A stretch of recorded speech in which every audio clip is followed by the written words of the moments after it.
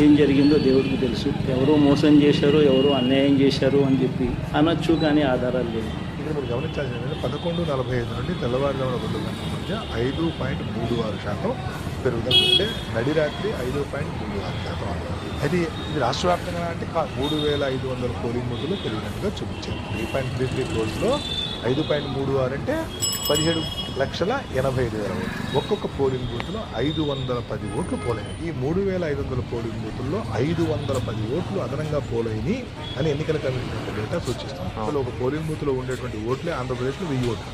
ఇది ప్రాక్టికల్గా సాధ్యమా? ఇది వినటానికి సహేతుకంగా ఉన్నదా? ఆ 3,500 పోలింగ్ బూతుల్లో ప్రతి పోలింగ్ బూత్లో మీరు సీసీటీవీ ఫుటేజ్తో క్యాప్చర్ చేశారు. ఆ 3,500 పోలింగ్ బూత్లకు సంబంధించినటువంటి వీడియో ఫుటేజ్ ఇవ్వమని కదా రాజకీయ పార్టీలు అడుగుతున్నాయి. దీనికి మీరు ఏమంటారు సార్?